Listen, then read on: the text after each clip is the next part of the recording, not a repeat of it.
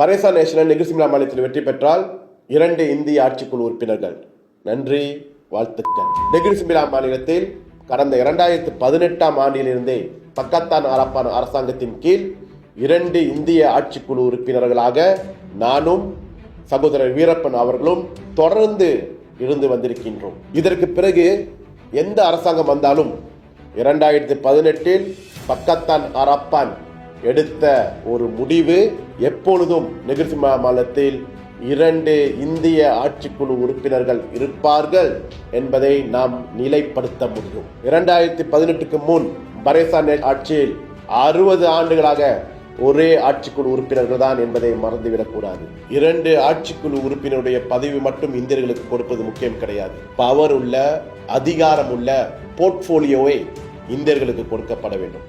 அதை பக்கத்தான் அரப்பான் கடந்த 8 ஆண்டுகளாக நாம் செய்திருக்கின்றோம். நான் எக்ஸ்கோ Pembangunan Kerajaan Tempatan, Perumahan மற்றும் Pengangkutan ஆட்சிக்குழு உறுப்பினராக இருந்திருக்கின்றேன். அதே போல சகோதரர் வீரப்பன் அவர்கள் எக்ஸ்கோ Keusahawanan, Sumber Manusia, Perubahan Iklim, Koperasi dan Kepenggunaan ஆட்சிக்குழு உறுப்பினராக இருந்திருக்கின்றார். ஆனால் என்னுடைய கேள்வி, பஹாங் மாநிலத்தில் பரேசா நேஷனல் ஆட்சியில் தான் இருக்கின்றார்கள். அங்கேயும் ஒரு பரேசா நேஷனுடைய இந்திய சட்டமன்ற உறுப்பினர் வெற்றி பெற்றிருக்கின்றார். அவருக்கும் அந்த ஆட்சிக்குழு உறுப்பினர் பதவியை கொடுத்திருந்தால் நன்றாக இருந்திருக்கும்.